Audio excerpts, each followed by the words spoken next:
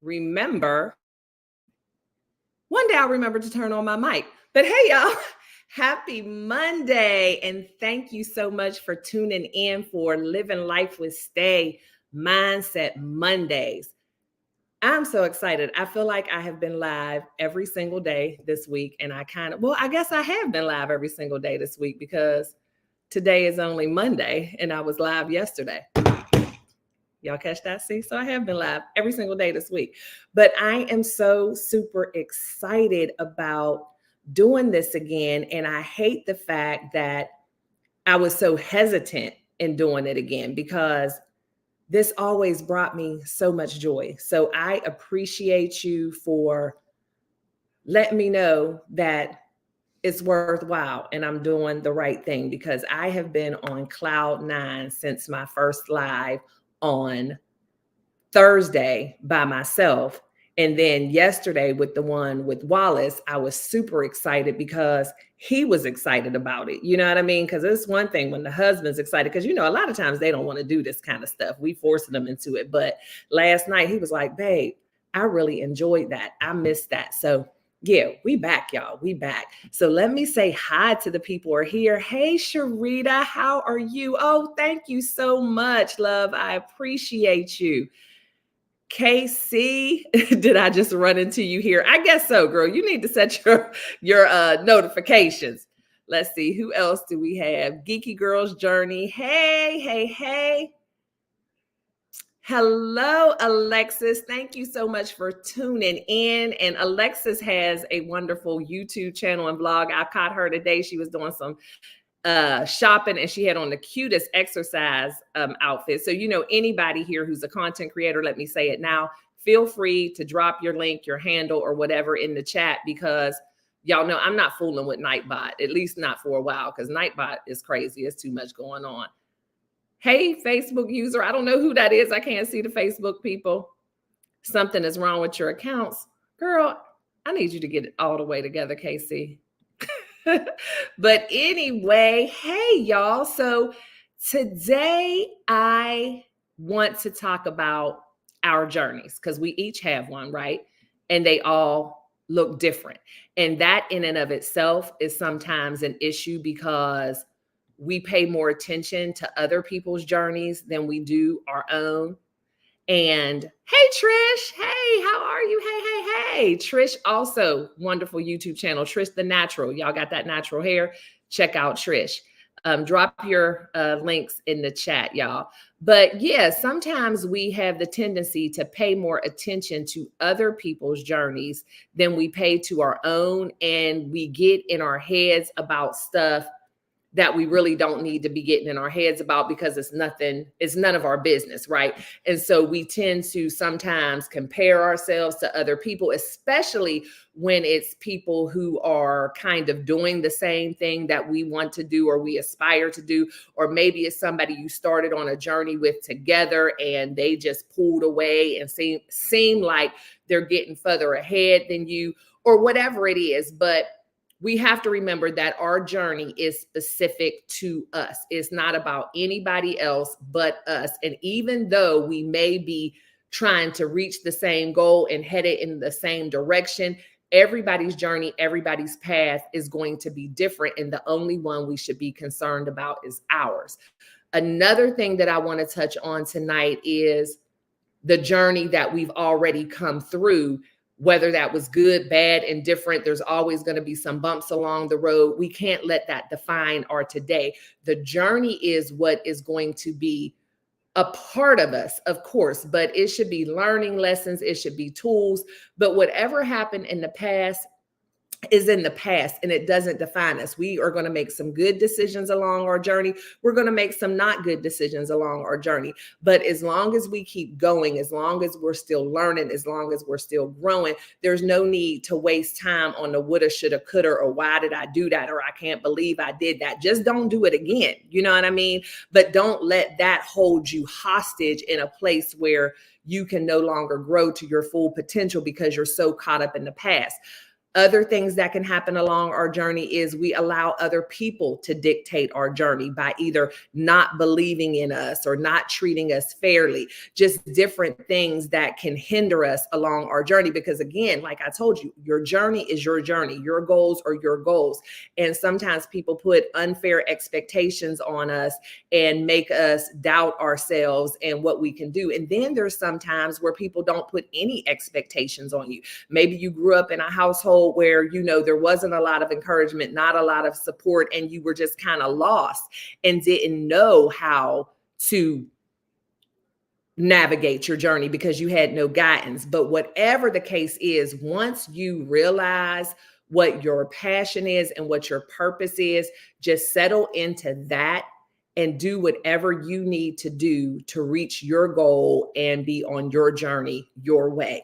And that is something that I struggled with for way too long, which is why I'm so passionate about talking about this to other women. And even I've had this conversation with men who have been able to be open and honest and vulnerable with me. And like, yeah, I experienced that too, but mainly women, and then mainly women of a certain age, right? Once you get to be 35 plus, 40 plus, that's when you really start to look at your life and where you are and wonder, have I made the right decisions? Am I going in the right direction? Am I getting too old to accomplish those things?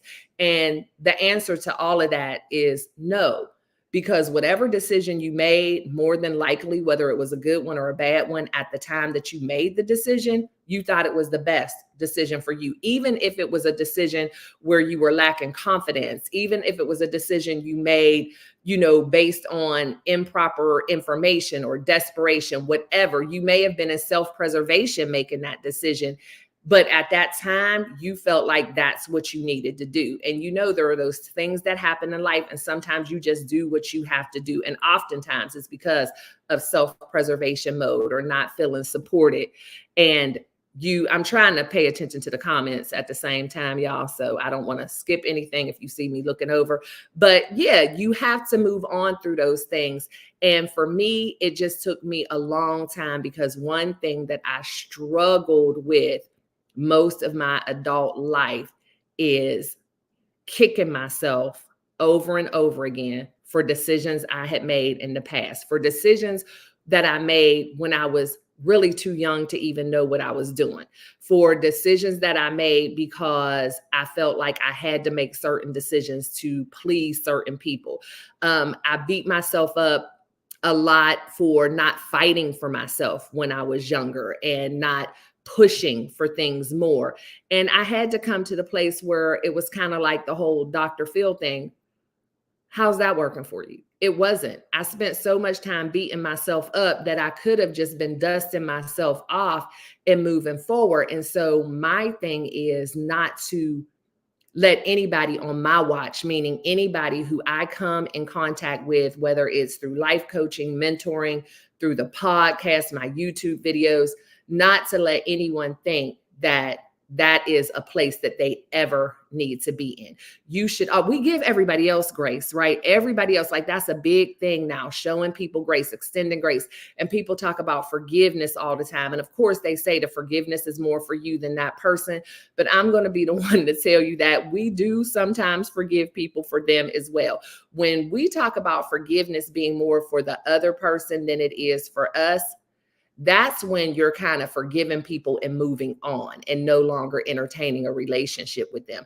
But people who we forgive and still stay in contact and relationship with that person, that forgiveness is definitely for them as well. And I know we probably all have had those situations where we have forgiven somebody to make them feel better. And then we continue to allow them to be in our lives, and our feelings may still be hurt and we may still be feeling some kind of way, but they come to us groveling and begging and pleading, and we extend that forgiveness. That forgiveness is for them. Because one thing about me, I'm not just going to give you a whole bunch of cliches and one-liners and the things that we've always heard and just act like that's what it is. No, some of the stuff that we've dealt with and heard for years and years and decades isn't always a one size fits all. It's like, it's great to say, extend that forgiveness. It's about you. It's not about them, but that's not always true. Let me see. What are we saying? Hey, how are you, Rios? Good to see you. Let's see. We have to give ourselves grace. Yeah, absolutely. Because the thing is, we are human beings just like the rest of these people who we're extending the grace to, right? So just like we can extend grace to other people because they make mistakes, then why would we not extend that same grace to ourselves? Why do we hold ourselves to this standard of perfection where we are never going to give ourselves grace because we're going to be perfect? No, that's not how that works. Hey, Angela. Yes, it's all about grace. And so you say, yes, I'm over it. I was telling my husband that today, girl. Yeah. And that's the thing. I talk about that a lot too. Until we really do get over it, until we really are sick and tired of being sick and tired, we ain't going to do nothing. You have to get to that point where, like you said, you just over it. I'm not doing this anymore. And so I struggled with things for so long, and it wasn't until I was in my late 30s, and that's giving myself grace, because it was more when I really think I got it and the light bulb went out and I realized that it had to be about me and I had to truly live my life, L.Y.F.E, love myself first explicitly. I was probably about 42, and I was in the midst of, I want to say, the hardest part of my journey ever. There was big dishevelment within my family unit, meaning my family unit as far as me, my parents, my oldest son, my sister, things just, always chaos, always a bunch of arguing, things just that were being said that weren't true. And I had it. And this kind of cycle had gone on for years and years and decades and decades. And here I was at 42 years old, still being shamed for decisions that I made as an 18 or 19-year-old girl, and still feeling shame and allowing myself to be traumatized by my past, and allowing people to have control over me or put fear in my heart or make me feel that I wasn't worthy because of decisions that I had made decades ago, which weren't that crazy of decisions for an 18, 19-year-old girl. But for whatever reason, I was made to feel as if I was some anomaly, like I was just this horrible child that had done so many destructive things. And so, just to tell you what the thing is, because I'm always going to be transparent and open, is I had a child at 20 years old out of wedlock.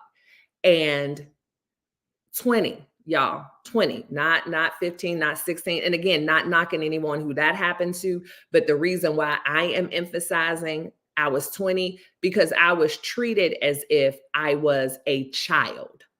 And that was not the case. And I allowed myself to be over and over and over again judged for that for years and years and years, to the point where I felt like I'm damaged goods. And even though I had gone on to accomplish different things in my life, I had been married, I had two other children, that was always like the dark cloud looming over me. That was the dirty stain on our family. And that was the reason why I was being treated the way I was and judged the way I was. And after this huge situation that happened in my family on my 40th birthday, I decided right then and there that I was going to have to make a choice for myself to figure out who I believed I was and start the healing process and move on, because I realized in that moment that there was nothing that I was ever going to be able to do or say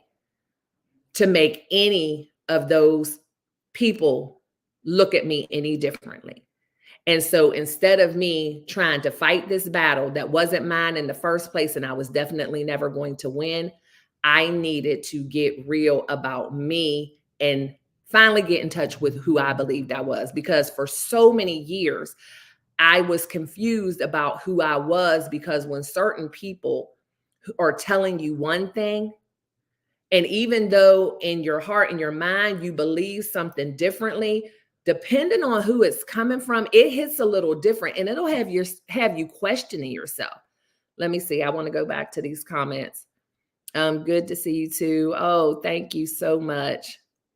Alexis, I love this. Yeah, I don't know how to be anything else but transparent. Hey, Amanda, thanks for being here, love. You can love people from a distance. Yes, I mean, and sometimes that distance got to be a far distance. Like, hey, Carrie, hey. But yeah, and so I had to make a decision, because one thing, and I will tell anybody, if you get to a place where you are really confused about your journey and your path, and you're losing confidence in yourself, and you're start to question yourself and question your decisions and question where you are in life, allow yourself to go back to that child who existed feeling like they could conquer the world, that child who didn't have a worry or a care in the world, that child who believed they could do anything, that child who dreamed bigger than big, who said, I'm going to be this when I grow up, I'm going to be that when I grow up. Go back to that place. And that's what I had to do. I had to go back and remember who I believed I was when I was a little girl. And who I believed I was when I was a little girl was nothing like the person that I was starting to believe that I was in my adulthood. When I was a little girl, you could not tell me that I was not going to take the world by storm. I was going to be a national recording artist. I wanted to be an attorney. I wanted to be a psychiatrist. Yeah, I wanted to be both. I was trying to take all the money and help all the people at the same time. I was going to be a news anchor. Like, those were the things. And I was sharing in the live last night, if you were here when I went live with my husband on our podcast, about how, or maybe it wasn't last night, maybe it was on Thursday, but whatever, I was telling y'all a story about how I feel like I created podcasts. I literally, when I was a little girl, used to do a radio show out of my bedroom window. I would sing to the neighbors. I would give the updates of the neighborhood of the day. I would talk about the weather. And that's who I was. I wasn't shy about it. I wasn't ashamed. I would sing at the drop of the dime for anybody. I had all the confidence in the world until my confidence was broken. Once I wasn't getting that support, once I was told, yeah, you're not all that. Look what you did. And I can't believe it. That's not how you were raised. And now look how you got us looking, and, you know, whatever, you're not married. I started to doubt myself. All those dreams, all those aspirations, all of that confidence went out of the window because of the words. And that's the thing, the words, they are so powerful, more powerful than anything anyone can do. It's what they say. And not only what they say, it's what you say to yourself. And so when you start hearing these negative things and you start questioning yourself, slowly but surely your journey is being taken from you. And now you're on this path to nowhere, because where you started, because I truly believe whoever we are as that small, innocent child without a care in the world, that is who we were intended to be. Because once I got clear and took my journey back, and I started to accept my journey from that point. And you'll see on the ticker, it says, accept, embrace, and enjoy your journey. I had to accept that that part of my journey, that did happen. I made a mistake.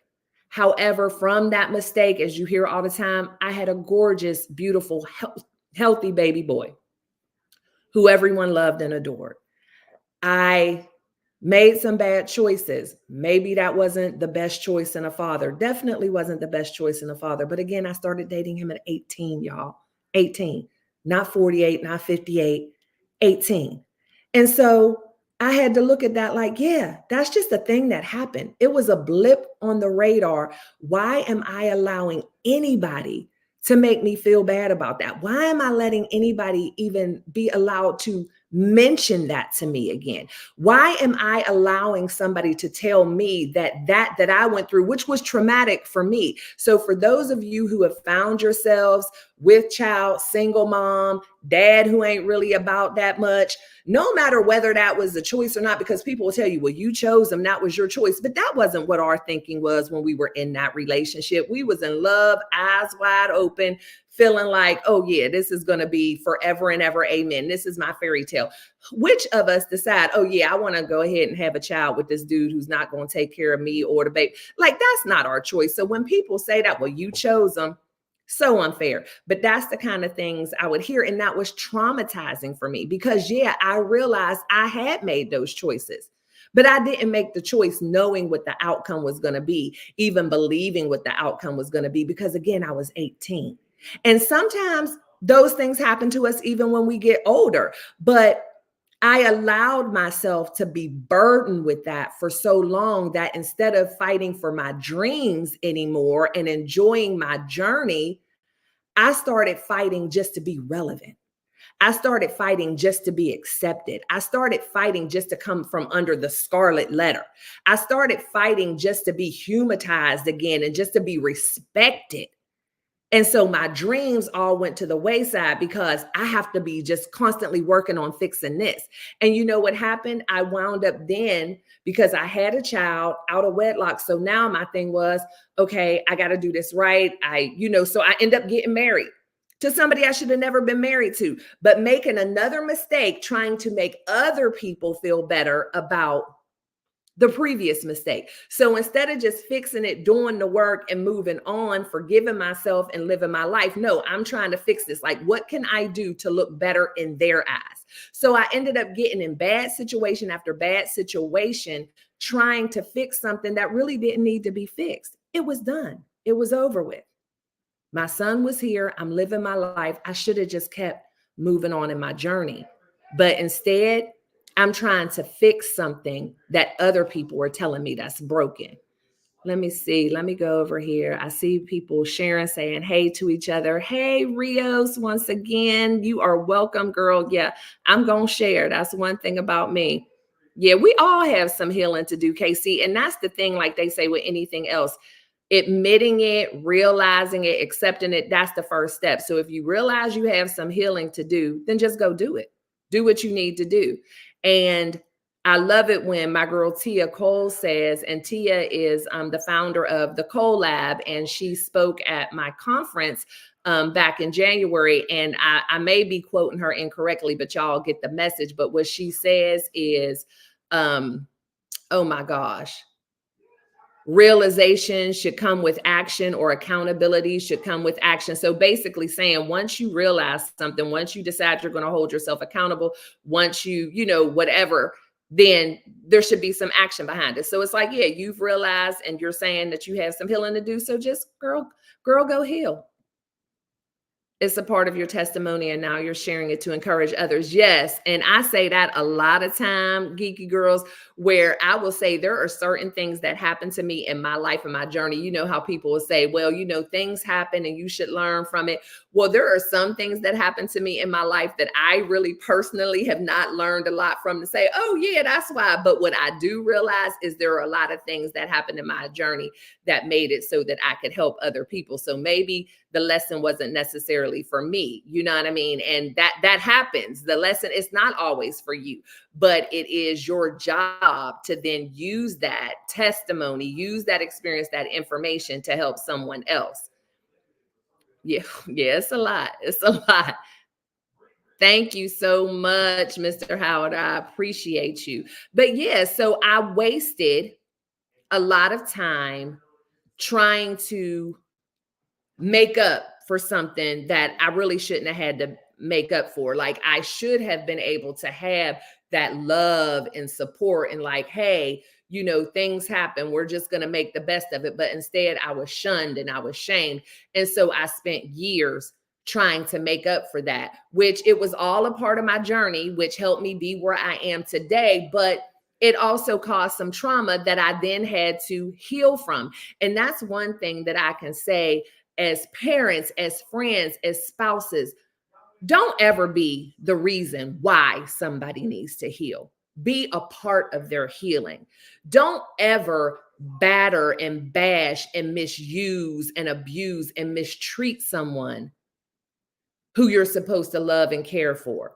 You don't want to be the reason why they have to heal. You don't want to be the reason why they feel bad about themselves. You want to be a part of the solution. You don't want to be a part of the problem. And sometimes we just don't realize, again, the power of the things that we allow to come out of our mouths. Be very slow to speak to people when you're angry, when you're upset, when you're disappointed. Choose your words carefully. There is nothing wrong with expressing yourself. There is nothing wrong with letting someone know if you're not happy with them, if you have an issue. There is nothing at all wrong with that. We need to communicate. We all have a right to express our feelings. However, you want to be careful in what you say, because those words, there are things that were said to me when I was 10 years old, and I still remember them today. And some things that were said to me when I was much younger, I was sitting in a therapist's office dealing with them decades later. Words. Hold on for a second, y'all. Wallace Lee Hall, can you close your office door, player? That's the hallway. He in there just talking. And this is what he told me, y'all. This is what he said. Look, this is just us talking. He said, babe, I'm not going to sit in the room with you because I don't want you to feel nervous or anything, but I'm going to go in my office and I'm going to turn you on in my TV in there and I'm going to watch, because one thing about it, I'm your biggest fan. So I'm going to be there. He in there on the phone, just don't tell him I told y'all that. I don't know who he's talking to, but they having a good conversation. But hey, Big Rooster, how are you? But and thank you so much for being here and kicking it with Elvin. Thank y'all so much. But yeah, I you don't want to be that person who says the thing that sticks with somebody for a lifetime in a negative way. Pour life into people, speak life into people. You can do that even when you're upset, even when you're disappointed. Believe it or not, everything that disappoints you or upsets you doesn't have to result in a cussing out, in a name calling battle. Like, you can talk to people in love if you truly love them, even when you're upset. But that whole journey was something that really laid heavy on my heart. So at 40 years old, there was that big, which I'm not going to give all the details of what happened, but it was a super traumatic experience for me, but also very eye-opening. And I had to make a decision. Am I going to continue to live under this shame and guilt? And am I going to continue to try to do everything in my power to try to change these people's opinion of me? Or am I going to live the life that I know that I was created to live? Because I knew that there were other things that I needed to do, that there was a higher calling and task on my life. And that as long as I continued to sit in that shame, embarrassment, and in that trying to please other people, that I was not going to be able to accomplish my goals. So I made a choice at that time that I was going to move forward with my life the way my life was supposed to be, because I allowed myself to go back to that childhood time when I felt like I could conquer the world. And I accepted the fact that, yeah, I might be 40 years old now, but as long as I continue to wake up every morning in my right mind with the faculties of my limbs, then I can still achieve those goals. And I knew that there was someone out there waiting for me to make that decision, to help them make a different decision. And so that's what I did. And so when I was 42, 45, I decided that I was going to write my book, which is Running for Your Life, because that's what I literally felt like I was doing. And the ironic thing about this is when this title came to me, Running for Your Life, L.Y.F.E, Love Yourself First Explicitly, I was at the same time training for a marathon. So it was just like, this just came to me one day when I was out there running. And at that time, my sister and I had repaired our relationship. We had, walked through some of the things that had kind of had us estranged. And, we just became the best of friends, and we're talking all the time. And so she was really into my project. She really actually edited this book. And when I was coming up, she's actually the one who encouraged me and first introduced me to YouTube. She's like, you need a YouTube channel. And I'm like, what is a YouTube channel? And so she was very instrumental in this part. And we were just trying to come up with, what am I going to call my YouTube channel? What am I going to call my book? And I was just out there running one day, and I came up with the title Running for Your Life, L.Y.F.E, Love Yourself First Explicitly. Because what I realized had been holding me back for so long, as much as I could blame other people and the things that they were doing, it was just that I didn't have that true self-love, that the reason why the words and the actions of other people were affecting me so much is because I didn't have that true self-love. And I don't know when it happened or what happened, but I realized that I had just gotten to this point where, for whatever reason, I didn't feel like I was worthy, and I had actually disappointed myself. And so I had to take a good long look in the mirror and figure out what it was that was holding me back that I could control. And so that's when I decided to get into therapy, and I wrote the book. And I just want to share with y'all just the introduction. This is not going to be a book reading session, but I just want to share a part of the introduction with y'all, just so you can see what I was feeling at the time and what I still feel. And so it says, it took me a very long time to realize my worth. When I finally did, I was about 45 and wondered if it was too late.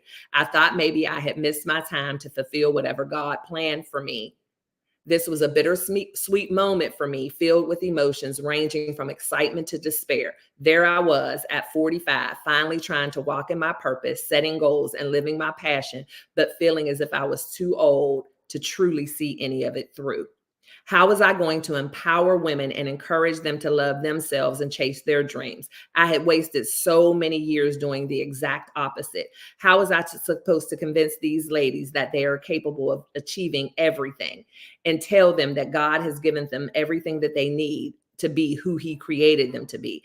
How could I make them realize all they needed was the faith of a mustard seed, and they would be granted the desires of their hearts? It had taken me almost 45 years to believe it myself. Who was I to speak about setting and achieving and realizing goals? I had left so many of mine by the wayside, unrealized, unaccomplished, untouched, just plain old un. And that's how I felt. I'm like, okay, I finally got it. I know what my purpose is, but is anybody going to take me seriously? Because there was a part of me that still was basing things on what I had been told for so long. There was a part of me that still had that self-doubt and was even afraid to mention things to certain people because I thought they were just going to laugh at me. Like, how you going to do that? And I was even told by one person, well, I don't see how you can teach anybody anything with all the mistakes that you made. But by then I had changed my stinking thinking. And my response was, that's exactly how I'll be able to teach somebody something. Because what I know for sure is it's really difficult to encourage somebody through something when you've never been through something. It's really, really difficult to be able to help someone push through when you've never had to push through. And so what I realized is all of those things and all of what I had been through were the exact reasons that made me the perfect person to be out here advocating for and encouraging women. It may have taken me a long time, but guess what? Whatever time I have, that's what I'm going to do. And I love to get my hands on somebody who is feeling down on themselves, who's full of despair, who is still living in the past and blaming themselves for something and having all this guilt and shame and out here forgiving everybody and anybody but themselves. Those are my people. That's who I want to get my hands on. Hey, Crystal. Thank you so much for tuning in, sister. Good evening, Kenneth. I know it's so weird that I stop and do this, but I see other people doing this. So y'all think I'm weird. I'm like, because I got to say hi. Y'all taking y'all time out. Exactly. Experience is the best teacher. Absolutely. Hey, Tamika, how are you? I think I said hi to everybody else, looking to see if there's any questions or anything, because y'all can feel free to ask me anything. I'm an open book. Doesn't necessarily mean that I'm going to share every single thing. However, if you ask me and I don't want to answer it, I'll just say, I don't want to answer that. But for the most part, I will answer. Hey, Deborah, how are you? Thank you so much for tuning in. I don't know if I had spoke to you earlier, but yeah, feel free to ask me anything. And also, y'all know how it is. If anybody wants to join the chat, I have linked it up in the beginning, if you want to ask me a question on screen, if you want to share something with somebody else, if you want to share your story, if you have anything, whatever, just feel free. And also anyone who has social media that they want to share, feel free to share it. But yeah, so that just became my plight in life, is just that giving people that support, that permission, right? Because even though we really can't give anybody permission, there are people out there who are just desperate to have permission to be themselves unapologetically and to live their life and follow their path, no matter what anybody else says. And the only person who we need to believe in us is us. And so if you ever feel like you're not achieving your goals and living the life that you were destined to live because of other people, you are making a mistake right then and there, because other people can only do what we allow them to do. I say this all the time. Something my grandmother told me when I was a little kid: you teach people how to treat you. And I believe that wholeheartedly. And you also can teach people how to take you seriously. If you're constantly doubting yourself, if you're constantly giving up, then of course other people aren't going to believe in you. But when you're out here doing the thing, they're not going to have any choice but to believe in you because you're doing it. So don't look for people's buy-in before you step out and do whatever it is that you want to do, because quite often people just can't support what they don't understand. And when you are a person who thinks differently, has different types of goals, wants to achieve things differently than maybe the family and friends that you've been around your whole life, who maybe don't know anything about what it is that you're doing, then it's going to be difficult for them to support that, because they don't know anything about it. They're in their little bubble, especially those of us from certain generations. We have parents and grandparents who have no idea what it is that we're trying to do. And so sometimes even out of fear, they don't support you because they're too afraid that you're going to fail. Did you say your podcast? I had to leave the room a second ago. I was saying I can listen to you all day. Oh, thank you so much. So yeah, when I say podcast, is this on YouTube, but I used to have a podcast on a radio network. So that's why I always say podcast. However, we are working at this time to have this stream to Spotify, I believe, and Apple. And so Wallace is working on that now. So coming soon. We are in the works. But another thing that I want to tell you about your journey is, while we are making all these decisions, making changes, doing things differently, forgiving ourselves, moving on, living our best life, we have to be prepared that we are probably going to lose some people along the way, right? Everybody's not meant to go on your journey. People are in your life. I say it all the time. I sound like a broken record with a lot of this stuff because I need y'all to hear me and believe me. But reason, season, lifetime. And we spend a lot of time trying to make reason and season people lifetime people. And we are only hindering ourselves. And a lot of times we are hindering them. We become enablers. We accept the poor behavior. We accept the poor treatment. We accept the disrespect.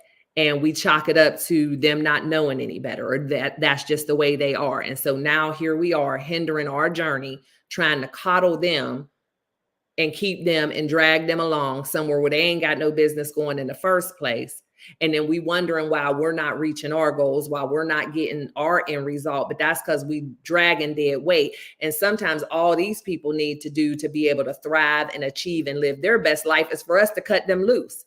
Because everybody doesn't have the strength. Some people find comfort in that complacency. Some people find comfort in just doing the same old thing. Even though they're not happy, they're comfortable. That's what they're used to. They don't expect anything else. So sometimes it takes you walking away to show them something different. You know how they say, I can show you better than I can tell you? Sometimes we got to show some people, and we have to show them, number one, that we're serious and we're about our business and we're no longer entertaining the foolery. And then we also have to show them that they can live without us and do their own thing. Some people just hang on to us just because they don't want to do anything different. But when we force them into a different mode, then they have no choice. When they don't have us to depend on for everything. And I'm I'm not talking about, financially, monetarily, emotionally as well. Sometimes I just told somebody this morning. I think it was my friend Monique, my good sis Monique. I was talking to her this morning, and I said, one thing I realized in life is that you never want to be anybody's everything. Because when you say that word, everything, that means everything. Because I felt like at one point that I was someone's everything. And that everything meant that I was the one that they were going to mistreat. I was the one that they were going to try to keep their thumb on and keep me from growing. I was also the one that they wanted to call and chit chat with because they didn't have anybody else to call. So they wanted to use me for their fun times. I was the one that they wanted to use to go to different events and do different things.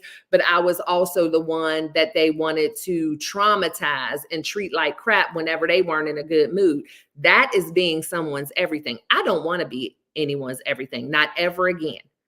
You need to be your own everything so that whoever else is in your life, and again, when I'm talking about this stuff, I am talking about everyone. Yes, somebody said that goes for children too. Amen. That's just what I was about to say.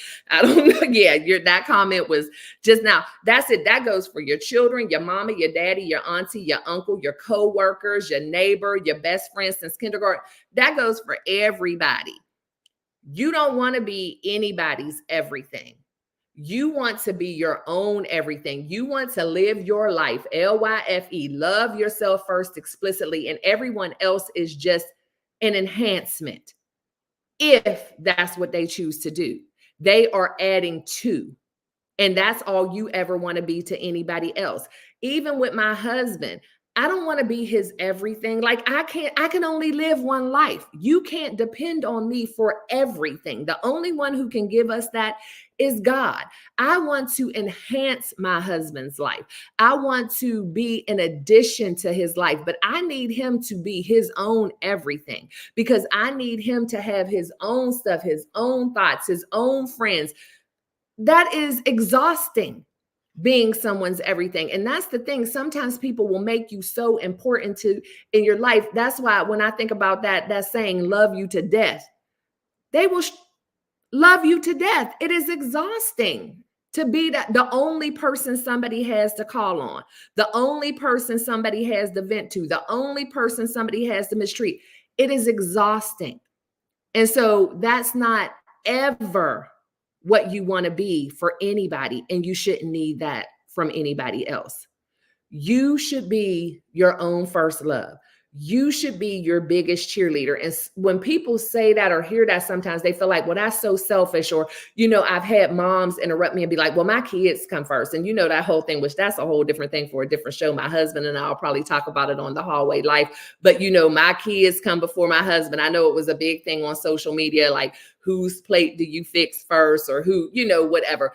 But when you say it's you, yeah, it's me. Because when I am putting me first, then that means those who do get my time and my energy and my resources are getting the best of me because they are getting a me that is complete and whole, a me who has done the work, the me who knows when to take a break and give myself some self-care, a me who knows that I can't be there for you right now because I need to be there for me. And if you want me to be there for you right now, you're not going to get the best of me. You are going to get the tired fumes, the exhausted me, which is not going to serve you in the way that you need to be served. And that's what we need to realize, that a part of being there for other people, a major part of being there for other people, is being there for ourselves. So I'm not impressed when you tell me, oh no, my kids come first. Well, then that means you're not giving your kids your best.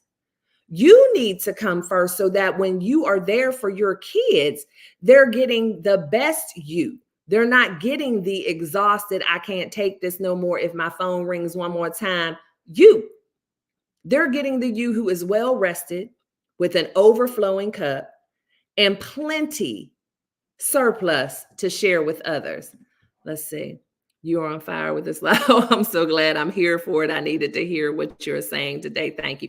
And that's why I do it, Rios. That is why I do it. You don't know how much that again, the journey, I'm still on the journey, right? And I'll probably be on the journey for the rest of my life, which I'm good for that. I'm a forever grower. I want to learn. I always want to do better. But those are the things that let me know that that is exactly why I do what I do. And there was a time when I first started speaking and helping women where I would hold back on certain parts of my story, certain parts of my journey. And that's why I always want to tell you, your journey is your journey. Yeah, there's going to be other players in it, but it's still your journey. You don't live in this world alone. So of course, other people will be involved, but it's your journey. But for years, even when I came to the realization that I needed to start moving differently and I needed to pour into myself, I still would hold back on certain parts of my story to protect other people. But then I realized I'm not being authentic. I'm not being true. So I'm out here only giving partial advice. And so there's still somebody out there who's listening to me who's like, yeah, but she don't understand me. Because mine went a little like this. Because for me, it was my mom who did this for me, or for me, it was my uncle who did this to me. But, I realized I had to say the whole story, and I couldn't leave parts out to protect other people. I should only be concerned about saying what I can say that I'm comfortable with.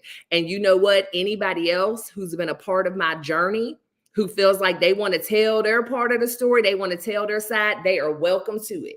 And our stories might not look the same, even though it happened at the same time, but your truth is your truth and my truth is my truth. But you're not going to stifle me from telling my truth because of how it may make you look or how it may make you feel. Because this is what I say as well. If you are worried about somebody else sharing their story that might involve you, then you should have been more intentional about how you treated that person when you were in their life.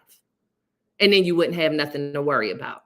And so I am still every day on a regular basis dealing with something and still working through some things, but I'm so much further than I was. And so, yeah, I appreciate you. Look at Wallace talking about, I'm here to support you. You was on the phone, dude. I told on you. Let's see. I just saw the notification. Hey, Sarah's Happy Hives. Hey, glad you saw it and you're here. I hope all is well. Hello to everyone in the chat. Hey to Drea. Name twin. Okay, so we got two Dreas in here saying hi, Sarah. Oh, okay. Okay, we got the name twins. I love it. I love it. I love it. I guess I'll never have a name twin, huh? Why don't somebody name their baby Stae? But yeah, so our journey is our journey, and we don't have to try to protect other people. And again, I'm an open book. I'll tell you, ain't no shame in my game. So anybody who wants to come back with a what is it, an answer to Roxanne Shante, whatever it is, I'm here for it. It's what it is. I'm not here to argue. I'm not here for semantics. I'm not here trying to bash anybody. I just want to share my story truly because I know it can help someone, and it has helped other people. And that's why I had to quit faking and shaking. But again, it's a process. So I came to the realization, I realized that I wasn't living my authentic self. I realized I didn't love myself enough. I realized that I was still battling some demons of insecurity. And you could have never told me before that I was insecure at all. I didn't feel like I was insecure. I didn't feel like I had low self-esteem. But what I realized is I was in self-preservation mode. So self-preservation mode for me meant standing up for myself, not letting anybody walk all over me. Because, when you have certain things go on in an intimate relationship or in your family where you don't feel heard, you don't feel valued, you tend to then exert that to other people. So where I felt like within a certain part of my life, I wasn't heard, I wasn't valued, then when I went out into other parts of my life, then I wasn't going to let nobody walk over me. Like as soon as somebody said something, I was tick, tick, boom. I was here for it. You are not going to disrespect me. You are not going to make me feel some kind of way. You're not going to talk crazy to me. And so I wouldn't even give people an opportunity. They would just look at me funny. And And that was looked at back then as confidence. Even to myself, I felt like I'm confident. But what I didn't realize, it was not confidence at all. What it was self-preservation because of the lack of confidence. So I was literally, like they say, sitting on ready because I felt so beaten down. I felt so disrespected. I felt like I was not valued. I wasn't going to let anybody else do that to me. But what I realized through the work and through the healing is confidence is choosing your battles and realizing that everything doesn't need a response and being completely unbothered but by what's said by other people. That's confidence. But back then, I thought confidence was, oh, I'm the wrong one. You say something to me, I'm going to have something to say right back to you. And it's going to be 10 times worse than you said to me. And nobody is going to walk all over me. But again, when you have confidence, you ain't even feeling like people are walking all over you. You know what I mean? That's not even something, because you have confidence. You're walking in your confidence. You know your worth. And there's really not much anybody can say or do that can shake your confidence. But when you feel like you have to be jumping at every single thing, that's when you need to check your confidence. That's when you need to check your self-esteem, because that is called being defensive.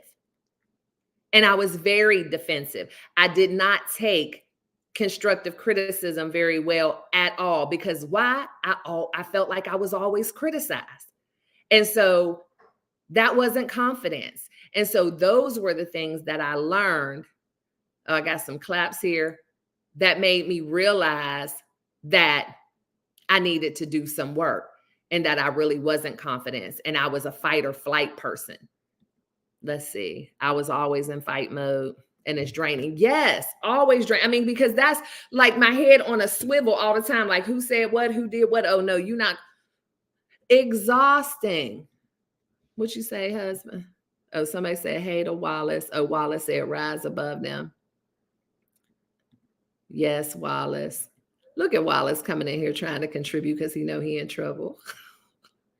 But yeah, that's true. You have to rise above it. And then once you gain your confidence and you're really, doing your thing and you're comfortable with who you are, a lot of that stuff you don't even notice anymore. A lot of that stuff is like insignificant to you. People can come to you and tell you certain things and you're totally unbothered. You don't even care to hear it. You definitely don't feel the need to defend yourself and explain yourself to anybody, because you're confident in who you are and what you're doing. And it is like a breath of fresh air, because that other stuff can be so heavy. Like walking around feeling like you have to defend yourself all the time, explain yourself all the time. It can be so heavy. And then another thing that I found that I was doing is making myself small and not wanting to do the big things that were in my mind, because I was afraid of what people would say. And I was afraid of people criticizing me or looking at me like, who do you think you are? And so I made myself small for so long. And now I'm as big as the room. I walk in, I don't care who sees me, who judges me, I know wherever I am, that's where I'm supposed to be. Whatever I'm doing, that's what I'm supposed to be doing. Whatever I'm saying, that's what I'm supposed to be saying. And I'm not worried about how other people are going to look at me. I don't worry about people from my past saying, oh, well, that's what you're doing now, but I remember when. And the funny thing about it, and again, I don't care what any of us have done. If you have moved past it and you have grown, then there's no judgment here. But what I want to say is the things that I had done were no big deal. Y'all, I had a baby at 20 years old. Yeah, I dated a couple of guys that wasn't worth 2 cents. Like, that was the extent of what I had done. You know what I mean? What is it? I wasn't out here robbing and stealing and killing folks and, trapping babies in my basement. Like, you know what I mean? I was just out here living life, bumping my head along the way. But I was made to think that, yeah, how you going to try to do this? Who do you think you are? Silliness. And I let it hold me hostage for so long. And I'm telling you, when I finally decided to let it go, it was the best thing that I ever could have done. But guess what? Here's the gotcha. There's still people who think the same stuff about me. There are still people who, may be on this live right now looking at me like, I know the real her, which is funny. It's all the real me, right? But we change and we evolve and we grow. Yeah, that was me.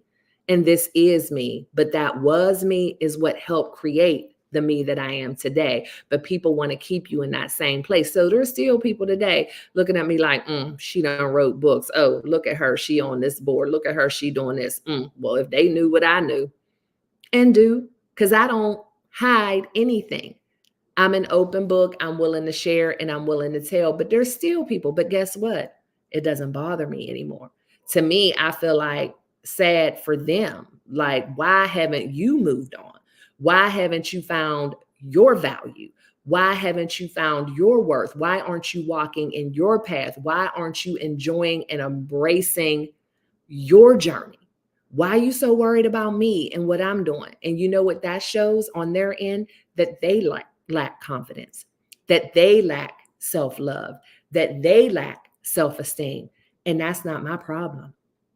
I'm not here to make anybody feel better by looking at me not do well. If you can only feel good if I'm down here, that's a problem in and of itself. I don't wish bad on anybody. I feel like we can all win, but guess what? You got to do the work. And I can't do the work for you, and I can't make you do the work. And so I had to realize that people who were trying to keep me down, it was only to keep them more comfortable because I was their everything. I'm what made them feel worthwhile. Keeping me down is what made them feel good. So guess what? When I break away and I find my voice and I find my worth and I start doing my thing, they're not ready to do the work yet. So that pisses them off because how dare I heal? How dare I be doing better? How dare I not care?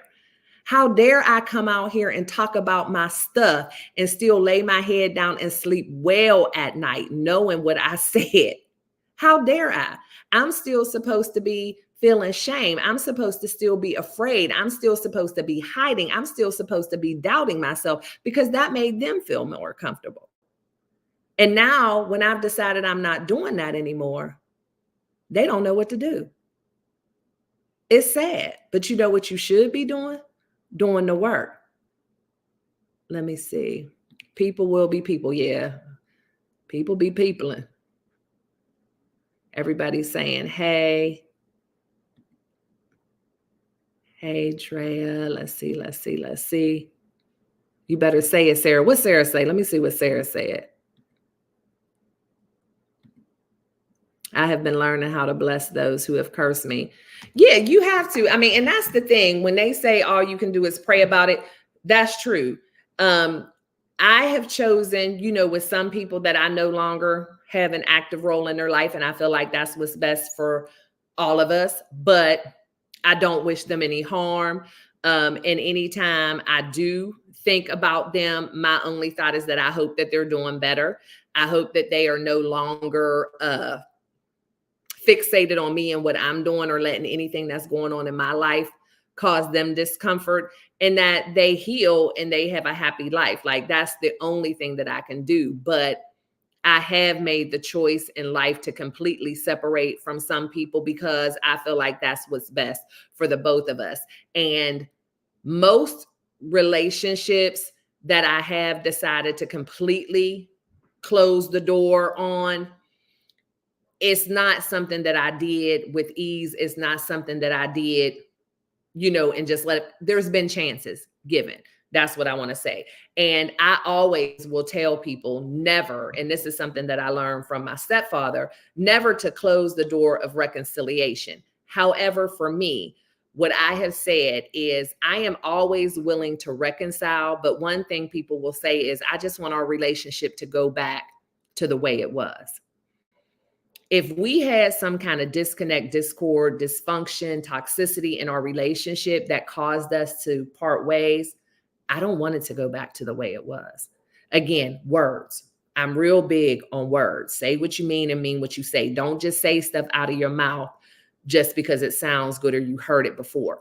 I don't want the relationship to go back to the way it was. The only way I can reconcile with anyone is for us to start and try to create a new relationship with a new mindset based with some new or surrounded by some new boundaries based on a new way of doing things, putting everything out of the table and saying what we're not going to continue to do and bring into this new relationship. Because guess what? If we go back to the way things were, then we're going to wind up back to where we are.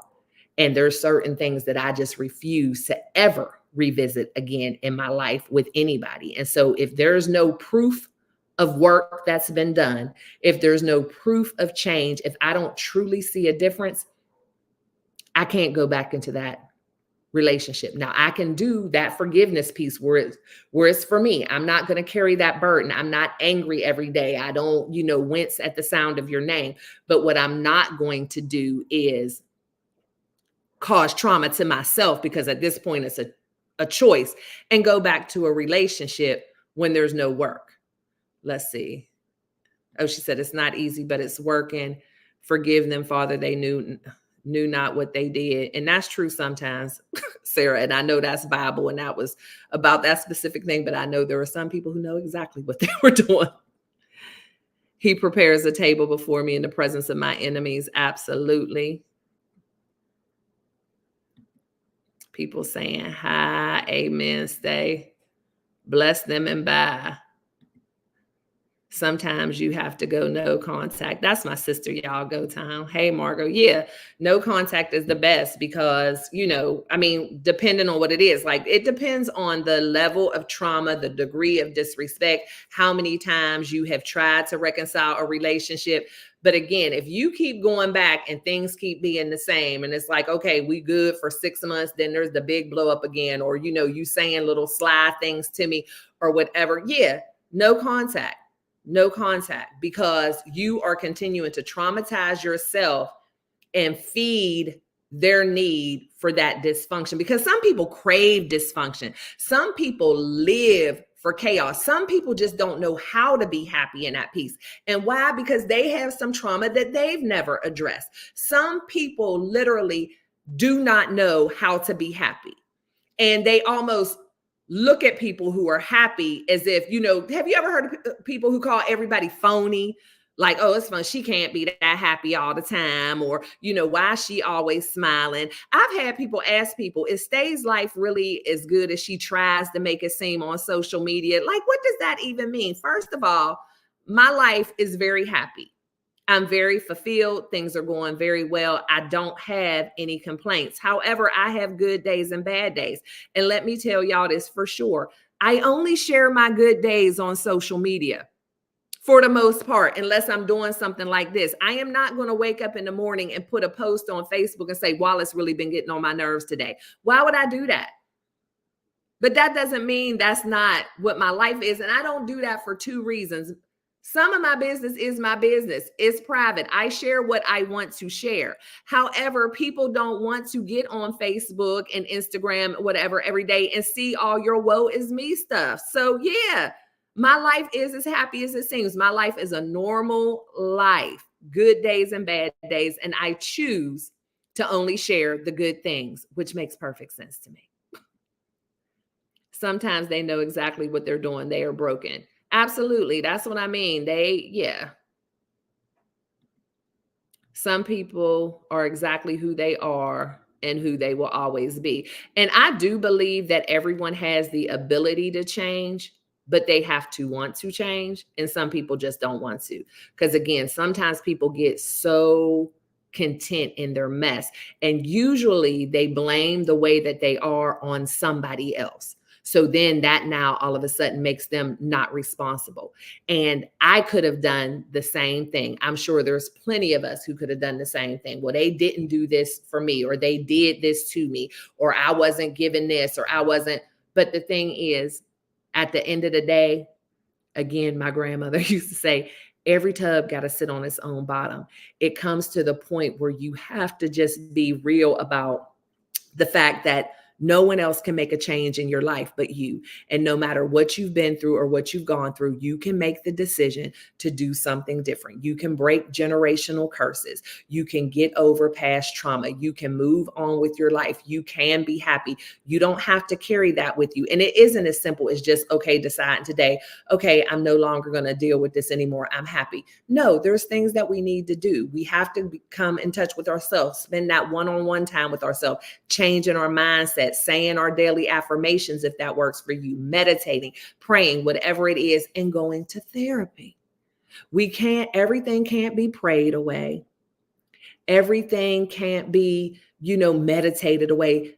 Most of the time, we need someone who is completely unbiased, completely detached from the situation to help us work through it. Someone who we feel safe with, someone who has no judgment, but they have the knowledge to give us the skills and the tools that we need to navigate. Because I will tell y'all 100% that I don't believe that I would be in the place where I am now if it wasn't for therapy. And as much as I love to run my mouth, it was just awesome to be able to go and sit somewhere and somebody have to listen to me because I was paying them to do so. But not only are you listening to me, you're giving me input that's value, and you're giving me something that I can walk away from and implement into my life to be healthier and be happier. Like, that's winning. Long gone are the days of being ashamed of therapy. Even though I feel that I'm healed, I feel like I've moved past a lot. Again, I have good days and I have bad days, but I like to go to therapy even on my good days. And sometimes it's just, it helps. It's a breath of fresh air. And even if you think that you don't have anything, just the heaviness of daily life sometimes is enough to go to therapy. And I'm not going to say sometimes, all the time. Hey, J3, thank you, thank you, thank you. Let's see. Awesome live say. Oh, thank you, Deborah. I'm glad you're here. I like this, Sarah. Happiness is homemade.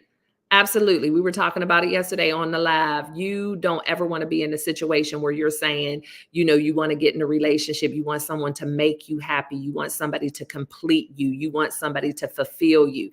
No, that stuff has to come from within. When do you move from victim to victor? Yeah. And some people rest. Like, there are some people who are like professional victims. They just rest in a place of, well, this is what happened to me, so I have the right to be this way. My life was so hard and I had all this. And I understand some people have had it rough almost from birth. I get it. I am not downplaying any of that.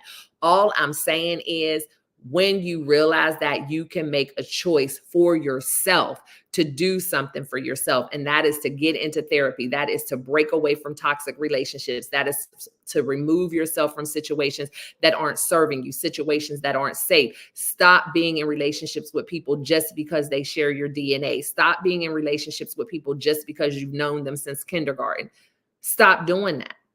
Don't just stay a victim, because the people around you, maybe you're not good people. Maybe they don't even care about you. Maybe they mistreat you. But when are you going to decide that enough is enough and remove yourself from those people and no longer allow them to have access to your life? No longer allow them to text your phone whenever they want to text your phone, call you whenever they want to call you. Remove them from your life. Because a lot of times those personalities that are oftentimes narcissistic personality disorder, they're going to be relentless. They're not going to let you just walk away peacefully. They're going to blow up your phone. They're going to text, because it's all about them. So sometimes you have to, no contact. And quit being a victim. Quit saying, well, they keep calling me or they keep coming around. Let me see. Preach it, Stae.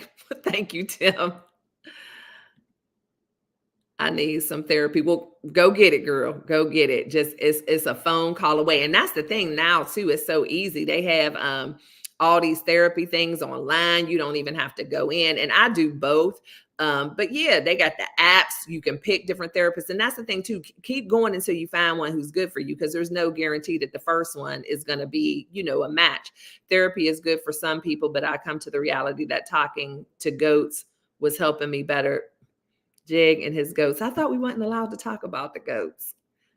Is better therapists. I've never been around goats, so I can't say. I know they got goat yoga, so I guess there is something about goats that's soothing. Oh, you can see that. Yeah, see, I'm not an animal person. Setting boundaries and holding them accountable when they do not respect those boundaries. Absolutely. And the thing is, sometimes holding them accountable means separating yourself, because there are certain people that you can talk to until you're blue in the face. You can explain. And a lot of times when we are dealing with narcissistic people, uh, they don't even want to hear us. And when we voice our concerns or complaints, it's laughable to them, or they say things to us, they gaslight us. You're so dramatic, or you always complaining about something, you so sensitive. So you have to be careful with that stuff too, because those are the things that will have you in your head wondering, am I really that? Because again, depending on who it's coming from, people who you trust, people who you think love you, you start to question yourself. And that's why sometimes the best thing to do is just to separate yourself. And sometimes the separation is temporary. Separate yourself until you're strong enough to be able to deal with that person. And sometimes separating yourself causes them to do some work. Hey, Vonda. I'm glad you were able to join too. Thank you, sis. Hey, Wellness. Okay, she's just saying hey. I'm trying to make sure I catch everything. And so, y'all, I can't actually see the comments till I put them up on the big screen, because you know I'm a woman of a certain age. Or just blame you for everything and never take any responsibilities. Girl, you said a mouthful there. And that happened to me a lot, where I would have certain complaints. I would express my feelings about certain things. And again, it was the gaslighting, always blaming me. Always, it was my fault. And it was kind of like that. I know you are, but what am I? You know what I mean? Like, okay, I'm saying this. Well, that's what you do to me, or you should see how you act to me. Never willing to hear me out. So again, it just gets you in this spiral where you start doubting yourself. Like, am I that bad? Like, if this person is saying that to me, maybe it's true. Sorry, y'all, I've been running my mouth for a long time. But you start to doubt yourself. And that's why a lot of times the separation, the no contact is the best while you get yourself together, because dealing with different personalities, they will have you going back and forth. And I did that for so long, where it's like there was a part of me still, thank you God, I had that small, still voice in the back of my mind telling me for a long time, this is not right. That's not who you are. Those things don't define you. Girl, that stuff happened back in the 99s and the 2000s. You are 30 years old now. You are 35 years old now. You are 40 years old now. Why are you still letting people keep you bound to crap that happened in the 99s and the 2000s? But it took me some time to work through that and realize it wasn't my fault. This is just what made them feel comfortable to keep me in a certain place. Yeah. So, and the thing that I love about it though is your journey, no matter when you decide to get on board. It's still going to be there waiting for you. You just have to accept it, and you have to sell out to it, and you have to put yourself first and be willing to go on your journey. Not the journey somebody else said you should be on, not the journey that someone else said that you deserve, not the journey that you are forcing yourself to be on because you're beating yourself up and you're not feeling worthy. The journey that is truly meant for you. And whenever you're ready to go on that journey, it's still going to be waiting on you. Like, where you been? It's there. The path is still there. The path is still laid out, and it's never too late. I don't want you to ever feel like it's too late, because I dealt with that. Like, this whole thing was a process for me. It was first coming to the realization that I had a journey, coming to the realization that I needed to do some things different, coming to the realization that I had to start looking at myself differently and doing some work. And then once I finally did, like I said in the book, I was like, oh, dang, but now I'm 45. How am I going to get all of this accomplished before I die? And the truth of the matter is, none of us know today. So I'm like, I'm going to live my life like I'm going to be 150 years old, right? So that means I have plenty of time to do all the things that I'm supposed to do. And what I do know for sure is whatever I'm supposed to accomplish, God is going to leave me here long enough to accomplish that. And so I don't know if I've accomplished it already, and today might be the last day. Lord, that's not what I'm saying. Or if he's going to give me another 100 years to accomplish it. But that's the mindset I had to get in. Like, You know, my husband always says when he's preaching, consider not the calendar. God's time is not our time. And so I had to realize that just because my idea of what my life was supposed to be, I should have accomplished all of these things by the time I was 35, 40 years old. Well, evidently, that wasn't the plan that God had for me. And the reason why I know that to be true is because I'm still here doing the things. I'm still here walking in my journey, and I've accomplished already in just these last few years so many of the things that I thought I wasn't going to be able to accomplish. I never would have thought that I would be sitting here talking to you today. I never would have thought that I would be sitting on boards and playing such an active role in my community and impacting so many lives. I never thought that I would be the CEO, y'all. Like, that's big for me in the way I thought, but that's what I thought about me when I was a little girl, but I forgot. And now I can say I'm the CEO of a company that is changing lives and teaching soft skills and emotional intelligence and helping people to realize their dreams and to reach their level of success. Having major contracts with cities and municipalities, sitting at the table with people who I never thought that I would know personally and have their numbers in my cell phone and going out to dinner. Like, I never would have thought. And yeah, there's still people saying, yeah, well, she might be doing that, but they don't know who she is. They know who I am. You only knew who you wanted me to be, but I'm exactly who I am, doing what I'm supposed to be doing. I never would have thought that I would be hosting women's conferences where lives are changed and lives are impacted and providing opportunities for other people. I never would have thought that I would be invited into some of the rooms and sitting at some of the tables that I've been invited to, and then my name being spoken in rooms that I've never even walked in. I never would have thought that because I was always told that I wasn't worthy. I was always told that I wasn't going to be able to do it because I ruined things, because I didn't go to school right after high school and I didn't follow this plan, but I followed my path. And I'm exactly where I'm supposed to be at the time that I was supposed to be here. And yeah, it was a little tough for me to realize at first. I struggled with that. I thought, dang, I finally got it, but now it's too late. But it's not. I'm just beginning. I have so many ideas, so many plans. And the only difference now is I know I can do it. I know I can achieve it. I've proven it. That's what my mindset is. I think it every day. I live it. I breathe it. I speak it. I don't say those negative things to myself anymore. Hey, she, we here again. She, we here. Putting you first is not being selfish. It's necessary to be kind to yourself first. Yeah, it's absolutely necessary because guess what? There's no guarantee that anybody else is going to be kind to me. So I have to be kind to myself.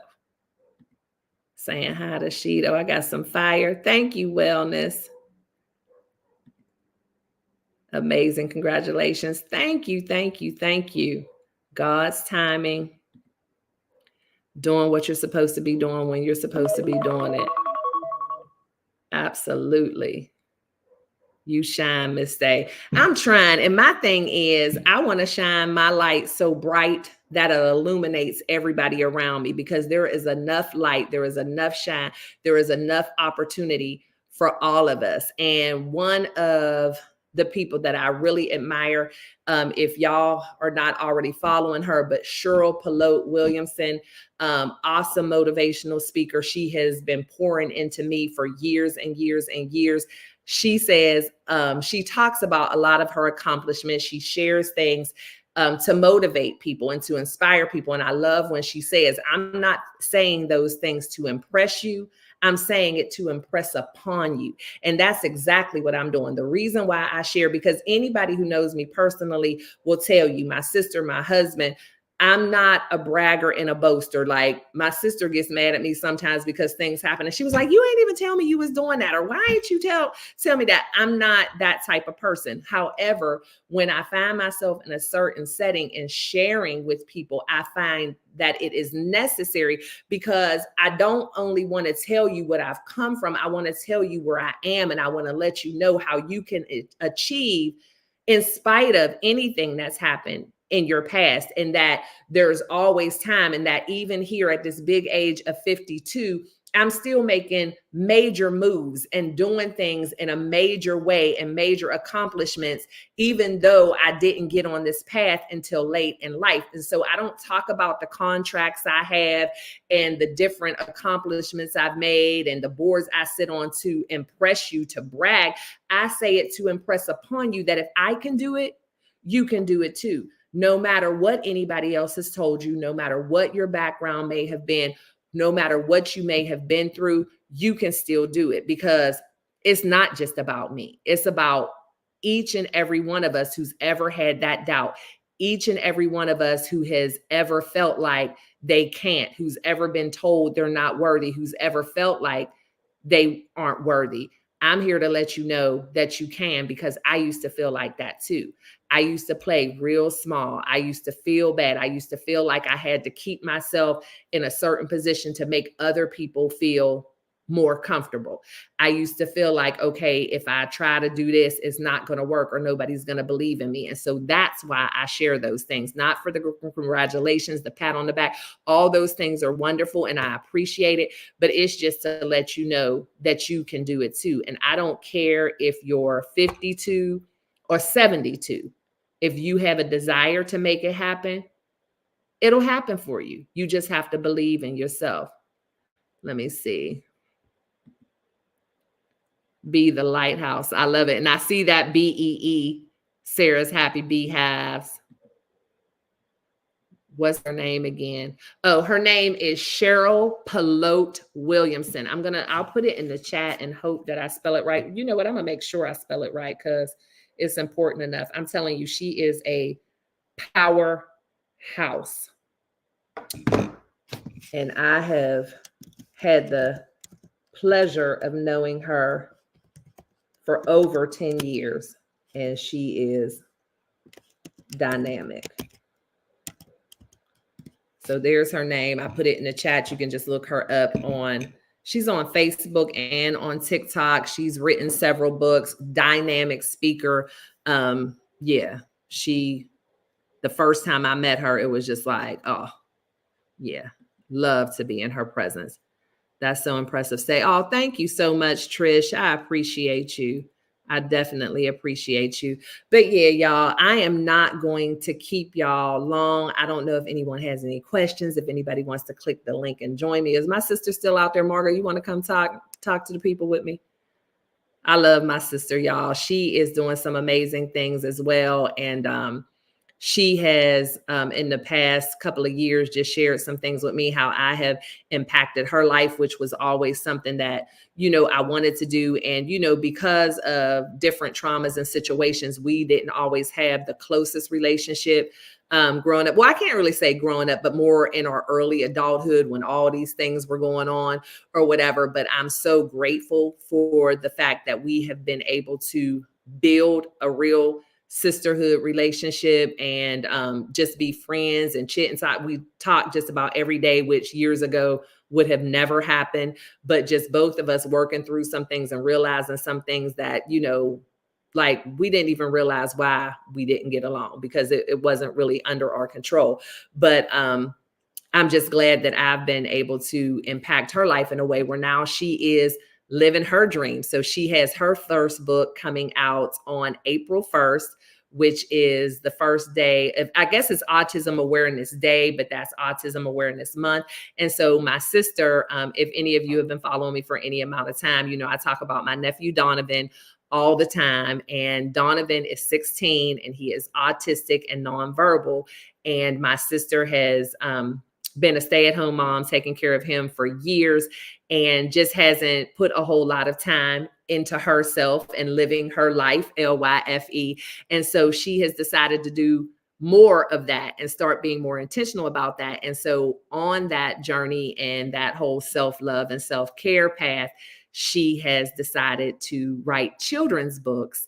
And her first one is going to be released on April 1st.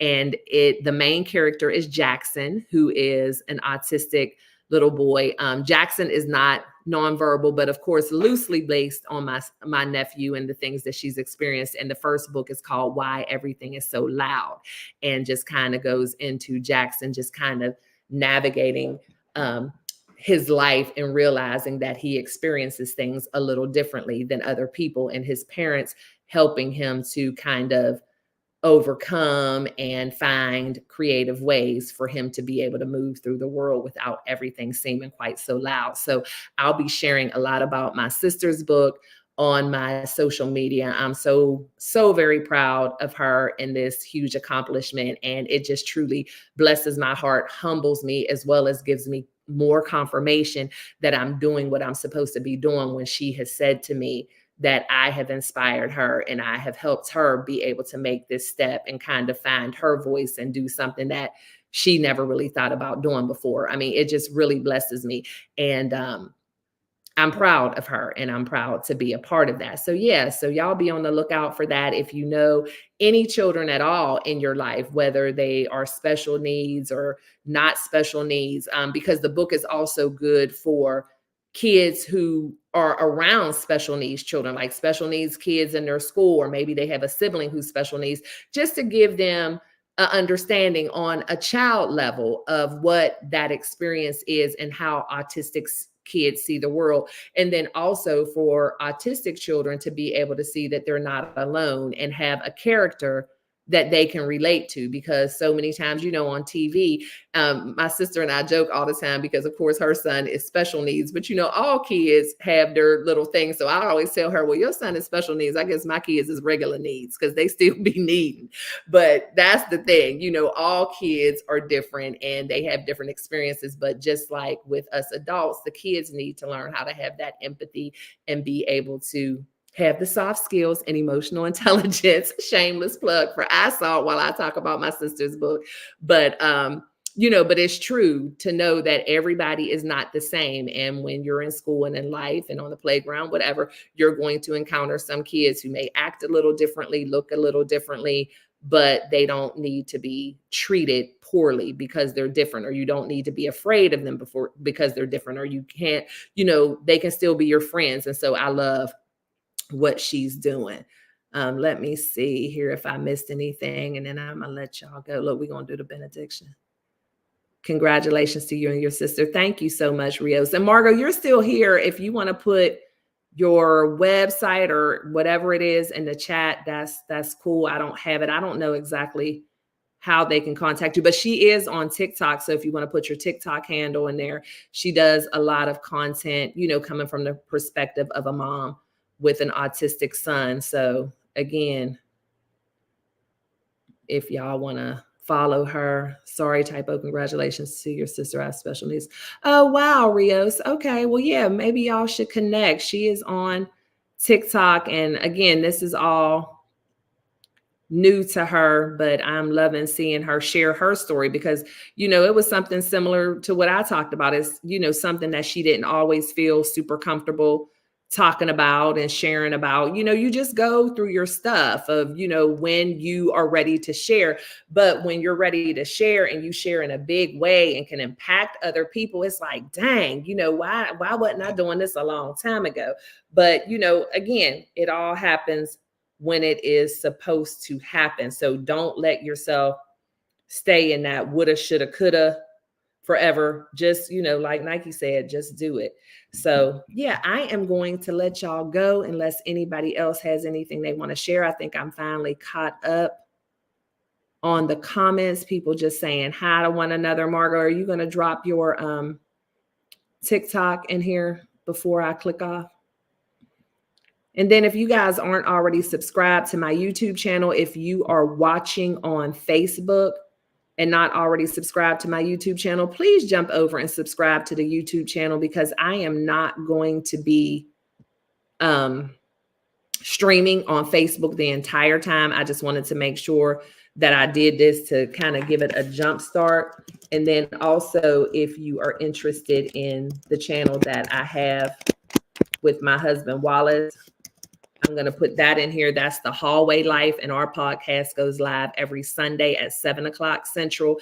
And then I will be here myself with Living Life with Stae, the podcast, every Monday for Mindset Mondays, and every Thursday for Thirsty Thursdays. And it's not the type of Thirsty Thursday y'all talking about. It's thirsty for knowledge. So Margot put her handle in here, which is at Just Margot Books.